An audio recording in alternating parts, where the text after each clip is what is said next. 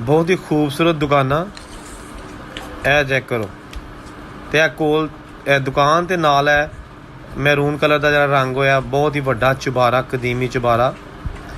ये भी हिंदू फैमिली का सी। ए देखो जी, ये हुण दुकाना बिल्कुल बंद ने। और यह तुसी देखो ਉਹੀ पुराने दरवाजे जनाब लगे ने, जिन्हां दे विच कदी कारोबार हुंदा होएगा। मोस्टली कपड़े दीयां दुकानां ते आम रोज़मर्रा चीज़ां जिहड़ियां इस्तेमाल हुंदियां ने घर दे च, ਇਹ ਸਾਰੀਆਂ ਉਹ ਦੁਕਾਨਾਂ ਹੁੰਦੀਆਂ ਸਨ। ਤੇ ਅੰਦਰ ਦਾ ਸਮਾਨ ਤੁਸੀਂ ਚੈੱਕ ਕਰੋ। ਓਹ ਵੇਖੋ ਜੀ, ਅੱਜ ਇੱਥੇ ਗੋਹੇ ਲੱਗੇ ਨੇ ਤੇ ਪਤਾ ਨਹੀਂ ਕੀ ਕੁਛ ਪਿਆ। ਲੇਕਿਨ ਇਹ ਉਹ ਤਾਰੀਖੀ ਕਦੀਮੀ ਪੁਰਾਣਾ ਬਾਜ਼ਾਰ ਤੇ ਇਹ ਉਹ ਹੀ ਪੁਰਾਣੇ ਕੁੰਡੇ।